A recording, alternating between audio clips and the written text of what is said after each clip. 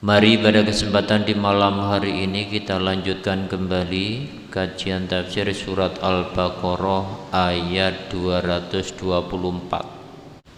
A'udzu billahi minasy syaithanir rajim. ولا تجعلوا الله عرضة لأيمانكم أن تبروا وتتقوا وتصلحوا بين الناس والله سميع عليم لا يؤاخذكم الله باللغو في أيمانكم ولكن يؤاخذكم بما كسبت قلوبكم والله غفور حليم ولا تجعلوا الله urdatan li aimanikum. Janganlah kalian jadikan nama Allah di dalam sumpah kalian urdatan sebagai penghalang, antabarru untuk berbuat kebaikan, watattaku dan bertakwa, watuslihu dan mengadakan islah atau perbaikan, perdamaian bainan nas di antara manusia. Wallahu dan Allah sami'un maha mendengar, alim maha mengetahui.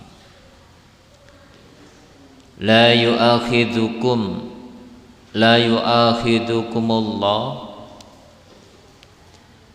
Allah tidak akan menghukum kalian billagwi fi aimanikum, disebabkan sumpah kalian yang tidak bermaksud atau tidak disengaja. Walakin dan tetapi yu'akhidukum, Allah akan menghukum kamu bima kasabat qulubukum, yaitu sumpah yang disengaja, yang ada niatan di dalam hatimu. Wallahu dan Allah ghafurun maha pengampun, halim maha penyantun. Jadi pada surat Al-Baqarah ayat 224 ini asbabul nuzulnya adalah pada saat itu Abdullah bin Rawahah ini berselisih dengan Basir bin Luqman serta iparnya. Ini masih kerabat. Karena berselisih, karena ada pertengkaran, dan ini sudah biasa. Ternyata pertengkaran, perselisihan di antara saudara, bisa saudara sekandung, bisa saudara ipar ataupun sepupu dan lain sebagainya, itu sudah biasa. Tapi karena ada perselisihan di antara mereka, akhirnya Abdullah bin Rawahah ini bersumpah tidak akan pernah membantu saudaranya, tidak pernah dan tidak mau berkata kepada saudaranya, dan tidak mau islah, mengadakan perbaikan atau menyambung silaturahim. Ini penting, sehingga turunlah ayat ini sampai bersumpah demi Allah, Abdullah bin Rawahah, aku tidak akan menyambung silaturahim, aku tidak akan memaafkan dan lain sebagainya.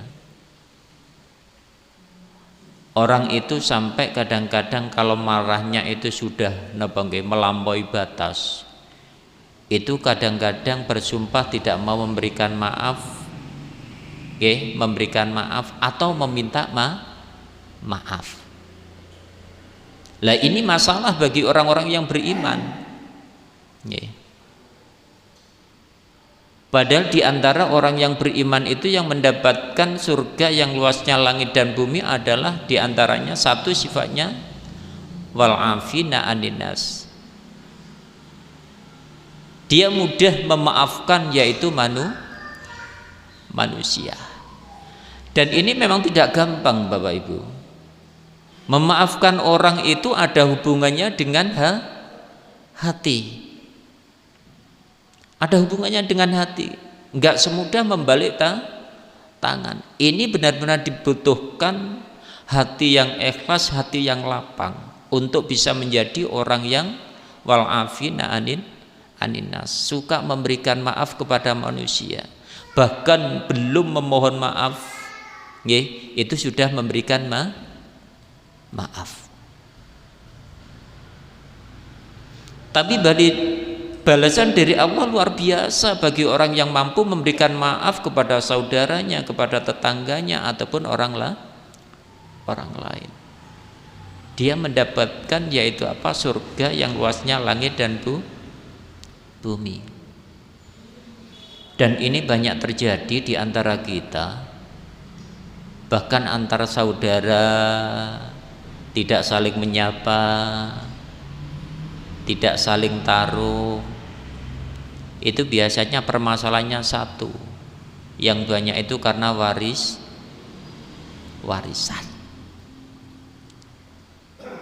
Gara-gara warisan kadang-kadang sejengkal itu menjadikan permasalahan. Lek wong Jawa royoan wangkit. Sakilan niku menjadi penyebab, yaitu tidak akornya antara saudara. Oleh karena itu, kalau seandainya ada di antara kita yang demikian, segera akhiri. Kalau dia tidak meminta maaf, maka kita yang harus meminta maaf. Tidak apa-apa. Orang meminta maaf itu bukan berarti orang yang rendah. Justru itu orang yang paling baik. Tapi setan kan senantiasa membisikkan ke dalam dada manusia, seakan-akan orang yang meminta maaf itu adalah orang yang direndahkan. Sehingga egonya, rasa akunya ini muncul karena saat itu dibisiki oleh setan.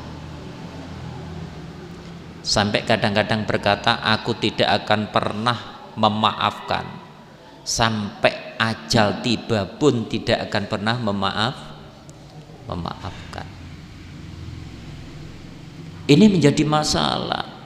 Bukan hanya di dunia, tapi kelak ketika kita menghadap kepada Allah, maka permasalahan ini sebelum damai, sebelum memohon maaf, akan menjadi masalah ketika menghadap kepada Allah, menjadi penghalang kita untuk memasuki surga Allah, gara-gara kita tidak memaafkan atau tidak memohon maaf. Maka buang jauh-jauh Bapak Ibu, kalau ada rasa di dalam hati, tapi memang secara fitrah manusia itu ketika tersakiti, itu kadang-kadang hatinya itu sakitnya luar biasa. Tapi perlu diingat, kita di dunia tidak lama. Oleh karena itu kita akhiri, barangkali kita punya penyakit atau sakit yang demikian, kita berdamai. Lek orang Jawa bilang serondoi, napa? Artinya kalau dia tidak mau menyapa, kita yang nyapa. Dia tidak mau memaafkan, kita yang memberikan maaf. Pokoknya bagaimana kita caranya berdamai dengan saudara kita, tetangga kita, atau mungkin bahkan suami istri itu bisa demikian. Banyak terjadi loh nggih. Antara suami istri seakan-akan jadi satu rumah, ternyata hatinya tidak Satu, saling membenci. Ini luar biasa pengaruhnya setan. Sampai suami istri saja tidak mau bersatu karena apa? Bisikan setan. Nah, ayat ini turun berkenaan dengan Abdullah bin Rawahah karena punya masalah dengan Bashir bin Nu'man serta iparnya, bersumpah demi Allah aku tidak akan melakukan kebaikan termasuk menyambung silaturahim, tidak berkata, tidak memberikan maaf dan lain sebagainya. Secara umum ayat ini orang itu dilarang bersumpah tidak melakukan kebaikan. Kalau sudah bersumpah tidak melakukan kebaikan, ini harus dilanggar dan harus membayar kafarat atau denda. Misalnya ada orang berdoa lama tidak kunjung dikabuli, tidak merasa dikabulkan, akhirnya bersumpah demi Allah aku tidak akan pernah berdoa, misalnya begitu. Atau saking jengkelnya dengan saudaranya, akhirnya berkata demi Allah aku tidak akan pernah sholat jamaah di masjid. Kenapa? Karena saudaranya ada di masjid. Atau bersumpah aku tidak akan pernah membantu bersedekah berjariah kepada orang atau tetangga sekitar gara-gara pernah difitnah dan lain sebagainya. Itu ya. Nah, dalam ayat ini janganlah kalian menjadikan sumpah-sumpah kalian atas nama Allah menghalangi kalian untuk berbuat baik, terutama yaitu menyambung silaturahim. Itu nggih. Kalau di dalam ayat lain ini Allah menyebutkan nggih, a'udzubillahi minasyaitonirrajim, wala ya'tali ulul fadli minkum was-sa'ati ayyutu ulil qurba wal masakina wal muhajirina fi sabilillah wal ya'fu wal yasfahu ala tuhibbuna ayaghfirallahu lakum.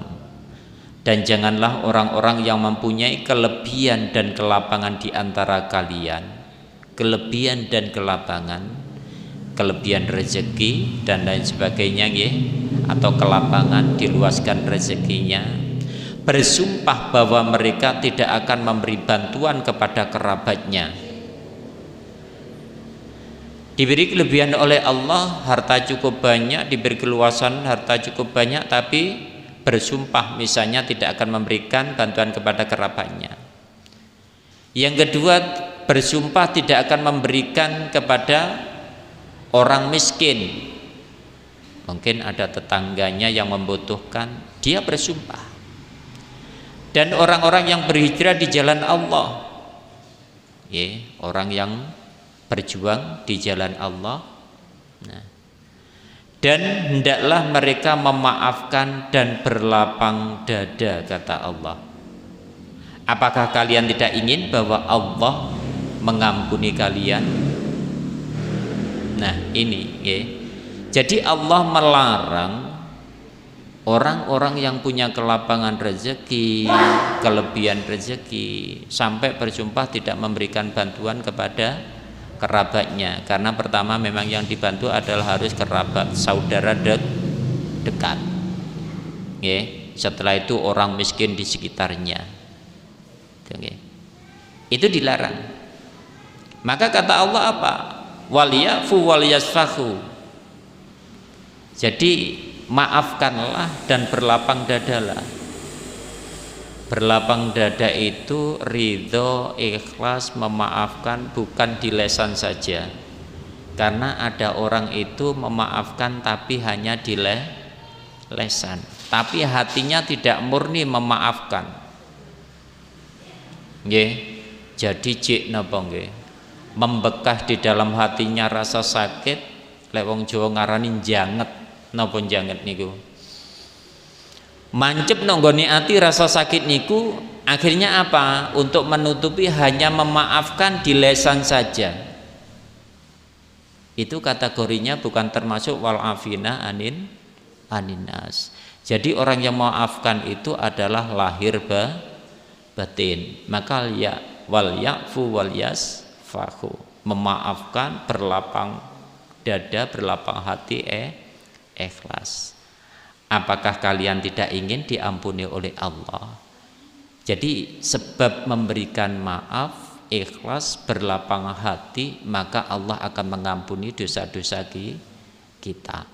Kalau sudah diampuni dosa kita, itu secara otomatis maka orang itu bisa dijamin oleh Allah untuk masuk ke dalam surganya. Dan ini hadis disebutkan di dalam yaitu kitab Sahih Bukhari. Ini langsung artosipun mawon.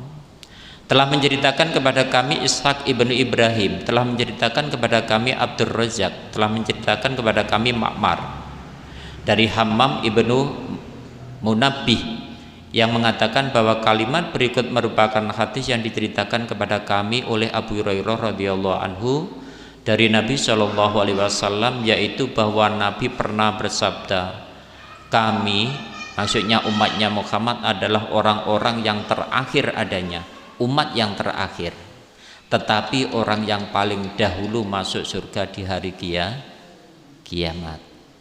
Artinya insya Allah orang yang mampu memberikan maaf dan berlapang hati, berlapang dada, ikhlas, maka insya Allah nanti akan memasuki surga Allah yang pertama. Tadi disebutkan lagi Rasulullah bersabda pula, demi Allah sesungguhnya seorang dari kalian berpegang teguh pada sumpahnya terhadap keluarganya menjadi orang yang berdosa menurut Allah daripada dia membayar kafarat yang telah diwajibkan oleh Allah atas sumpahnya itu. Jadi kalau orang atau seorang hamba sudah bersumpah dan memegang teguh sumpahnya, padahal sumpahnya itu adalah salah, dia bersumpah tidak akan melakukan kebaikan, termasuk menyambung silaturahim, tidak berkata, tidak membantu kepada kerabat, kok dipegang teguh, maka menurut Allah itu adalah perbuatan dosa. Maka seharusnya ketika bersumpah tidak melakukan kebaikan, ini harus dilanggar. Akan tetapi yaitu membayar kafarat atas sumpahnya. Kafarat itu adalah kayak denda itu nggih. Apa kafaratnya bagi orang yang melanggar sumpahnya? Jenengan bisa melihat di dalam surat Al-Maidah ayat 89. Yang pertama, ini kalau melanggar sumpahnya, memberikan makan fakir miskin 10 fakir miskin, dan makanan itu biasa yang diberikan kepada keluarganya. Makanya apa biasanya? Kalau biasanya itu makannya kok daging-dagingan dia napa? Itu berarti bayarnya nggih seharga dagingan. Lek misalnya makannya kok ngapunten gaplek, berarti bayarnya nggih gaplek. Dan itu selain makanan yang biasa diberikan kepada keluarganya sebanyak 10 orang. Kalau ukuran beras ulama yaitu 750 gram. Nggih. Berarti sak kilo kurang 1/4. Berarti 3/4 kilo. Itu kalau ukuran beras. Sedangkan kalau sekarang itu diukur, misalnya kita sehari makan berapa kali. Lek biasa 2 kali sama ngitung sak piring pokoknya lengkap ini berapa harganya. Lah makan sehari inilah yaitu satu fakir miskin mendapatkan makanan 1 hari. Berarti sebanyak 10 orang. Atau memberi pakaian kepada 10 fakir miskin. Oke. Memberi yaitu pakaian. Terserah mau laki-laki, mau perempuan. Ya, kalau misalnya sekarang satu orang pakaiannya itu umpamanya harganya paling murah 150 umpamanya nggih. Kali 10 berarti 1.500. Malah lek pakaian ini kayaknya lebih banyak dibandingkan dengan yaitu makanan sehari-hari. Kan pakaian paling murah kan berapa? 100 nggih, 100. Berarti 1 juta.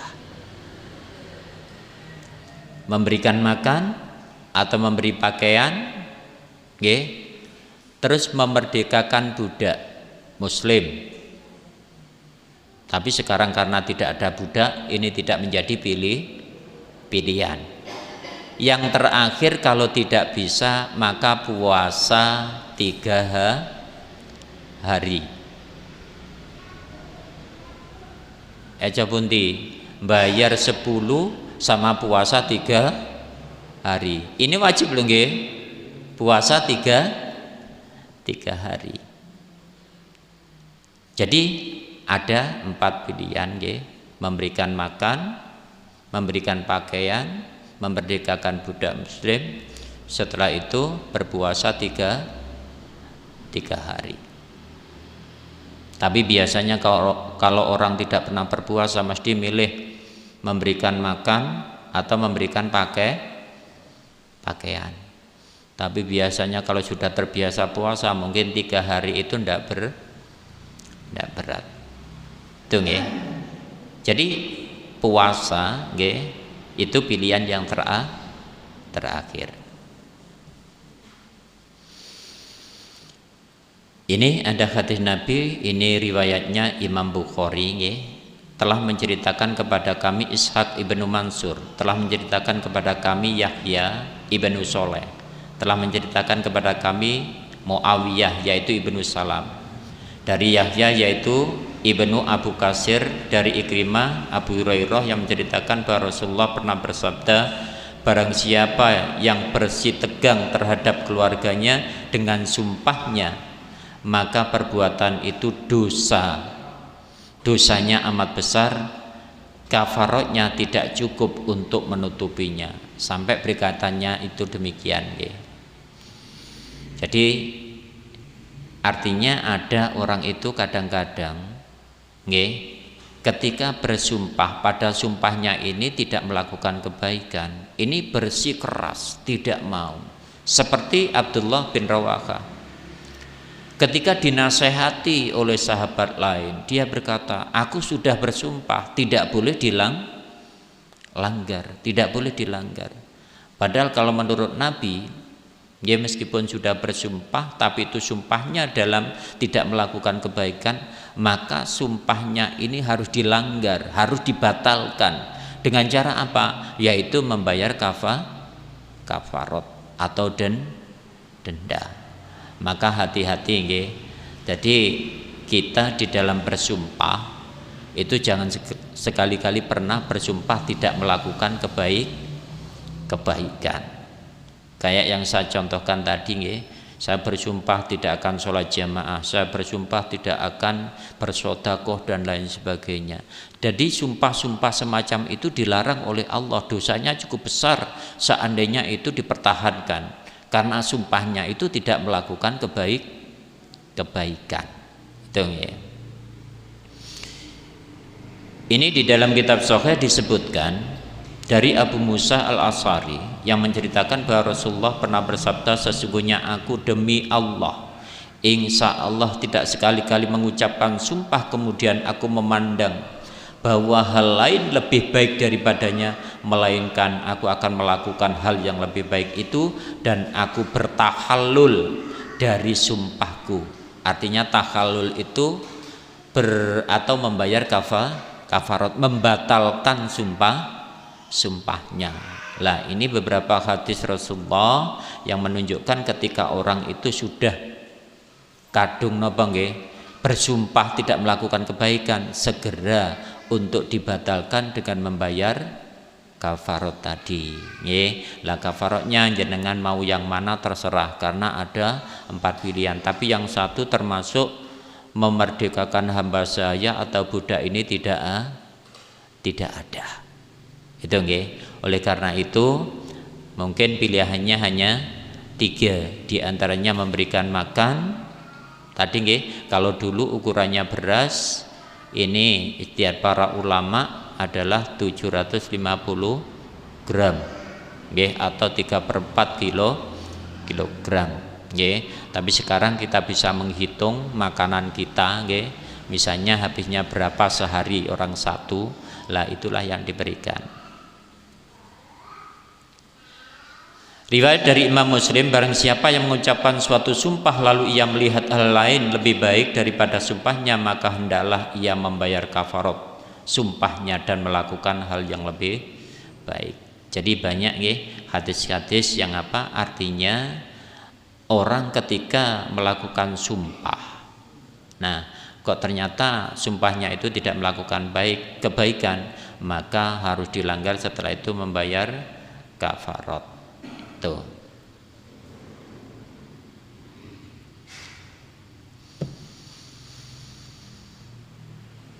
Dan Allah adalah Maha mengetahui. Yang jelas di dalam ayat ini yang menjadi apa? Artinya pelajaran bagi kita, jangan gampang bersumpah tidak melakukan kebaikan. Dalam hal ketakwaan misalnya tadi nggih, tidak berjamaah, tidak melakukan sholat, tidak membayar zakat, misalnya sumpahnya begitu. Atau islah itu mengadakan perdamaian bainan nas di antara manusia. Bersumpah misalnya, demi Allah aku tidak akan akor dengan tetangga sampai seumur hidup, karena menganggap tetangganya itu orang yang tidak baik umpamanya. Lah itu harus segera dilanggar sumpah itu dan membayar kafarat. La yu'akhidukumullahu billagwi fi aimanikum. Allah tidak menghukum kalian disebabkan sumpah kalian yang tidak dimaksud untuk bersumpah atau tidak sengaja. Nah, yakni Allah tidak akan menghukum kalian dengan atau tidak pula mewajibkan suatu sanksi pun atas diri kalian karena sumpah yang tidak dimaksud bersumpah. Nah, yang dimaksud adalah tidak sengaja. Kalimat yang biasa dikeluarkan oleh orang yang bersangkutan dengan nada yang tidak berat. Kalau orang Jawa bilang itu orang napa nggih? Lek kula mengatakan niku supaya kula nggih. Ketika disentuh, kadang-kadang orang itu terus berkata secara tidak sadar. Itu kan kadang-kadang ada. Napa lek wong Jawa ngarani niku? Napa? Nggih. Dadi sing ngoten nggih, kadang-kadang nganggur-nganggur demi Allah dan lain sebagainya. Nggih. Lah, sumpah-sumpah semacam itu yang biasa keluar padahal tidak bertujuan sumpah, itu tidak masuk dalam kategori pelanggaran sumpah. Karena kayak keluarannya itu ringan tanpa beban, terbiasa itu loh. Padahal sesungguhnya sumpah itu adalah ada maksudnya, atau mungkin sumpah yang dipaksa. Sumpah yang dipaksa. Ini Nabi bersabda, man khalafa faqala fi halafi wallati wal uzza falyakul la ilaha illallah. Barang siapa yang bersumpah lalu mengatakan dalam sumpahnya demi Lata, demi Uzza, maka hendaklah ia mengucapkan pula la ilaha illallah, tiada sesembahan kecuali Allah. Hal ini dikatakan oleh Nabi kepada orang-orang jahiliyah yang baru masuk Islam, sedangkan lisan mereka masih terikat dengan kebiasaan di masa lalu, yaitu bersumpah menyebut nama Lata, nama Uzza tanpa sengaja. Ini peristiwanya demikian. Orang baru masuk Islam, tapi dulu orang jahiliyah yang biasanya nyembah Lata, nyembah Uzza. Nah, latah nggih. Wong Jawa ngarani latah. Ngertos latah nggih. Nah, jadi tidak sengaja melakukan sesuatu itu kadang-kadang mengatakan demi Lata, demi Uzza, karena kebiasaan lesannya sebelum Islam itu dia mengatakan demikian, sehingga setelah masuk Islam dia terbiasa demi Lata, demi Uzza. Oleh karena itu kalau sudah demikian, kata Nabi, segera ikuti la ilaha illallah. Tujuannya adalah untuk membatalkan kalimat yang di depan, yaitu demi Lata, demi Uzza, atau kalau mungkin di Indonesia entah demi apa nggih. Kadang-kadang kan ada di desa itu yang dianggap sebagai pengampu nggih, pelindung desa dan lain sebagainya, biasanya disebut mbah-mbahan itu. Kadang-kadang ada orang yang bersumpah demi Mbah Sinten dan lain sebagainya. Kalau sudah terlanjur maka segera ikuti la ilaha illallah. Tiada sesembahan yang wajib disembah kecuali Allah, untuk membatalkan kalimat yang sudah terlanjur keluar dari bibir seseorang, padahal itu tidak disengaja, tidak disengaja. Itu namanya latah. Orang latah itu kadang-kadang ada peristiwa gitu secara tidak sadar langsung keluar dari bibirnya, mengatakan sesuatu yang tidak seharusnya dikatakan. Nah, itu diantaranya. Maka dulu ada orang jahiliyah, karena sudah terbiasa mengatakan Lata Uzza, demi Lata dan Uzza, maka setelah masuk Islam itu kadang-kadang masih juga keluar ketika ada sesuatu. Dan itu namanya sumpah yang tidak disengaja, dan di hadapan Allah itu tidak termasuk sumpah yang ada, yaitu apa?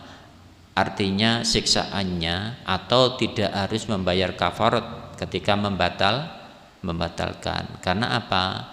Tidak disengaja. Walaki yu'akhidhukum bima kasabat qulubukum.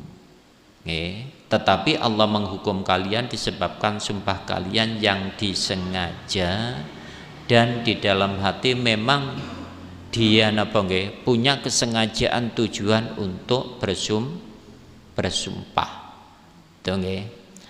Maka kalau di dalam ayat lain disebutkan bima aqadtumul aiman, disebabkan sumpah-sumpah yang kalian sengaja.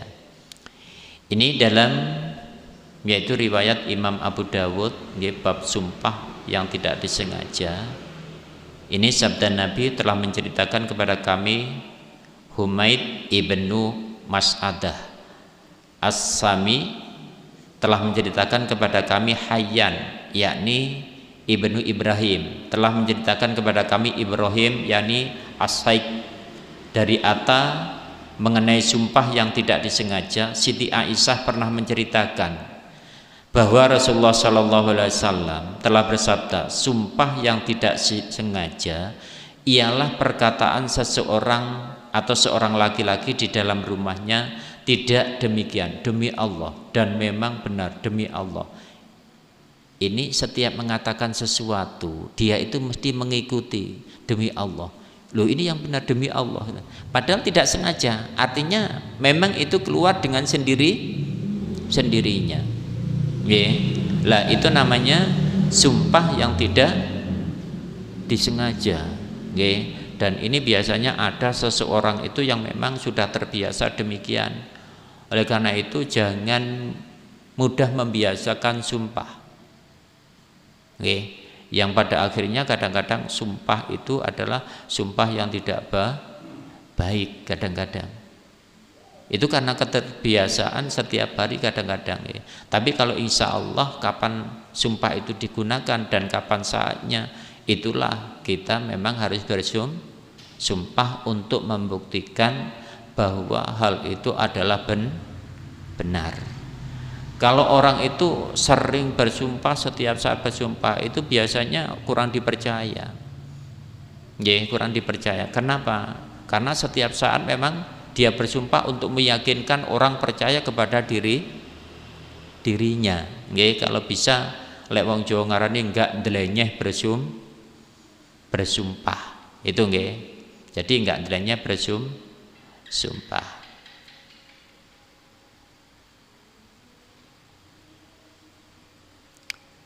Kemudian Abu Daud mengatakan bahwa hadis ini diriwayatkan oleh Ibnul Farad, Ibrahim As-Said, nah dari Aisyah secara mauquf. Ini sama nggih.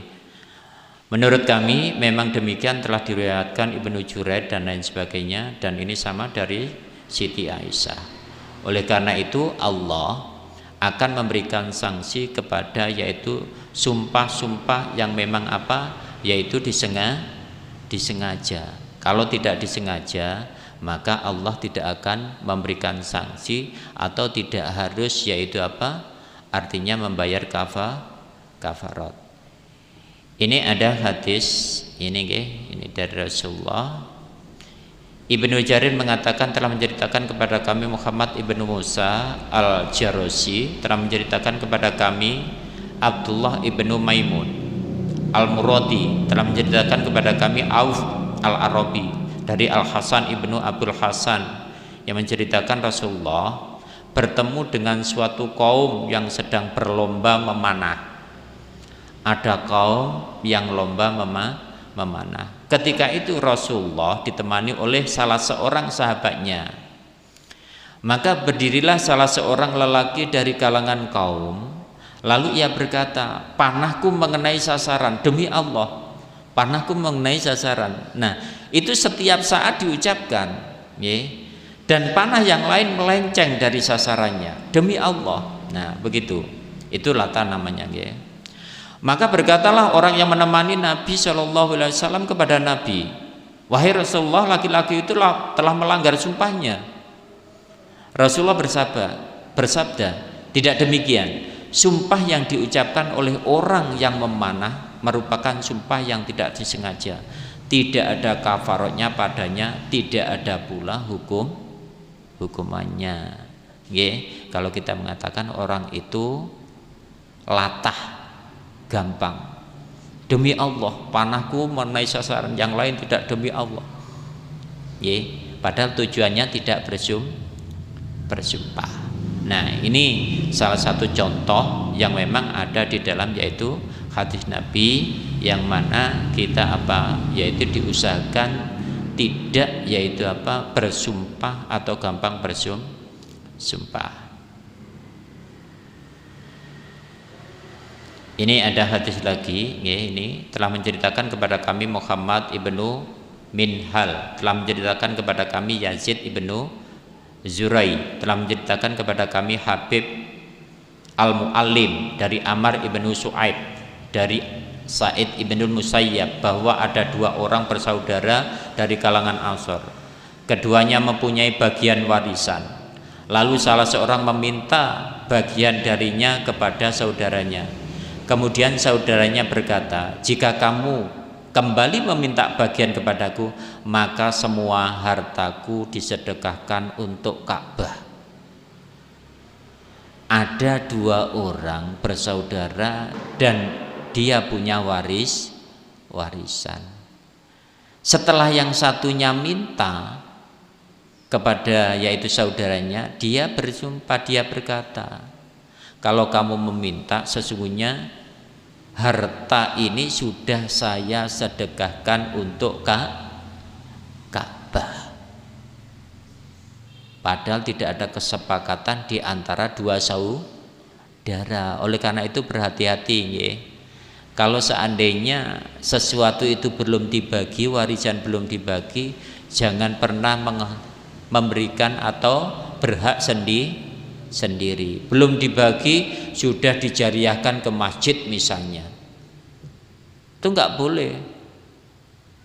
Berkata kepada saudaranya, bersumpah bahwa ini sudah diserahkan kepada masjid, kecuali kalau memang sudah ada perundingan musyawarah di antara yaitu saudara, dan saudara semuanya setuju untuk dijariahkan, nggak apa-apa. Tapi kalau belum ada persetujuan, meskipun itu untuk kebaikan, maka di dalam agama cukup dilarang, tidak boleh. Harus diserahkan terlebih dahulu, harus dibagi terlebih dahulu. Kalau memang sudah dibagi, mana bagian kita, kalau mungkin diserahkan untuk kebaikan, monggo. Kalau seandainya saudara kita tidak mau menyerahkan, itu hak mereka. Jangan dipaksa. Ini untuk kebaikan, ini untuk jariah, ini wong saudaranya tidak mau. Orang jariah itu kan harus lapang hati, harus ikhlas, tidak boleh dipaksa. Jangan mentang-mentang untuk kebaikan kita memaksa saudara kita untuk melakukan kebaikan. Kalau bisa dinasehati pelan-pelan, biar nanti ketika menyerahkan sesuatu atau yang dimiliki itu benar-benar ikhlas karena Allah, bukan karena terpaksa atau dipaksa, bukan karena takut atau bukan karena sungkan dengan yang lain.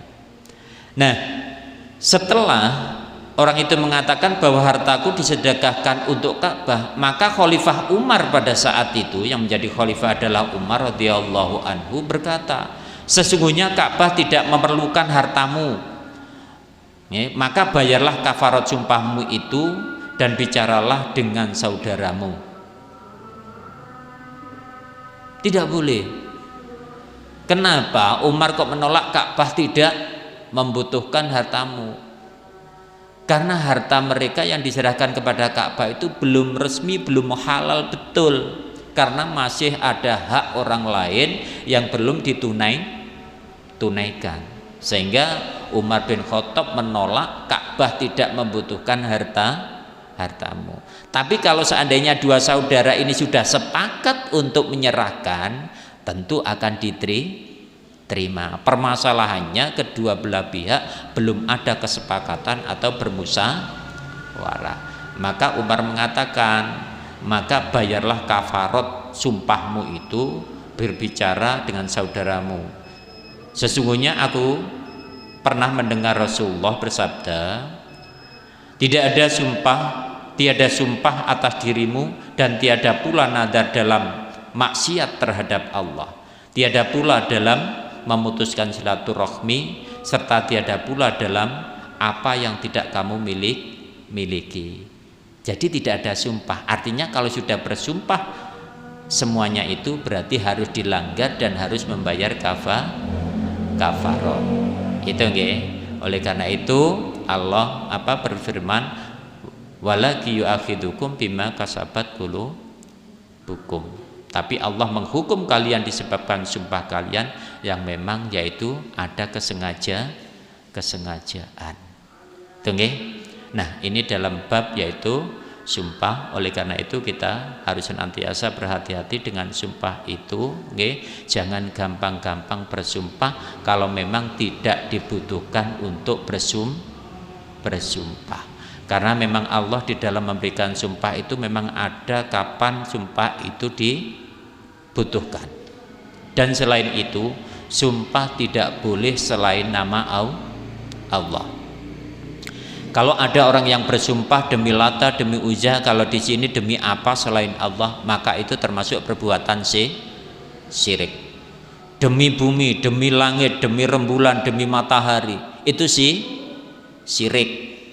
Oleh karena itu lek jenengan mendengarkan lagu nggih biasa demi matahari, demi rembulan, demi itu syirik kan? Tapi kan itu banyak didengarkan, dan kesyirikan itu senantiasa dengarkan seakan-akan itu sebuah keindahan. Padahal sumpahnya demi selain Allah. Maka kata Nabi faqad asyraq, maka dia telah yaitu berbuat syirik. Nah, ini biasanya anak-anak muda yang bersumpah demi orang yang dicintai, itu kan kadang-kadang melampaui batas.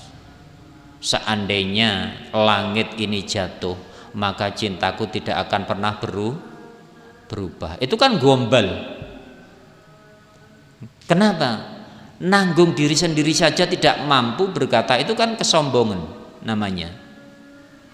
Kalau langit sudah jatuh, manusia tidak pernah memikirkan kecuali kepentingan dirinya sendiri. Mikir dirinya sendiri itu tidak mampu, apalagi memikirkan orang lain. Sampai digambarkan oleh Allah nanti pada hari kiamat ini orang-orang kafir tidak kenal dengan istrinya, tidak kenal dengan anaknya, dengan kerabatnya, orang tuanya, tidak kenal. Kenapa? Saking beratnya beban yang ditanggung menghadapi hari kiamat. Itu orang kafir. Tapi bagi orang mukmin tidak, lain. Yang orang-orang pada kesana kemari bingung, kayak lek orang Jawa bilang koyok gabah diinteri, saking bingungnya. Orang mukmin, orang muslim santai mawon, karena pada saat itu dia mengatakan ternyata nggih janji Allah ini sudah benar dan terlaksana pada hari ini. Dan saat itulah dimulai nikmat Allah mulai dicurahkan. Yang orang-orang pada panas semuanya, matahari hanya sejengkal, tapi bukan matahari ini nggih, matahari hanya sejengkal, maka orang mukmin, orang muslim semuanya damai, enak, dingin, santai, dan tahu saudara, tahu kerabat, tahu istri, tahu anak. Kenapa? Hatinya damai, hatinya bahagia. Orang yang bahagia hatinya, maka dia mampu memikirkan yang lain. Tapi kalau hatinya sudah tidak bahagia, banyak masalah, bebannya berat, jangankan memikirkan orang lain, mikir diri sendiri saja tidak mampu. Itulah kejadian di hari kiamat.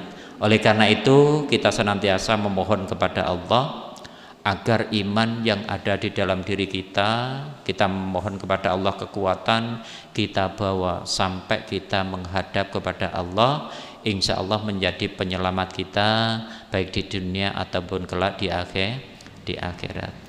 Saya kira cukup itu yang bisa saya sampaikan. Semoga ada manfaatnya. Marilah kita akhiri dengan bacaan alhamdulillah bersama. Alhamdulillahirabbil alamin. Wassalamualaikum warahmatullahi wabarakatuh.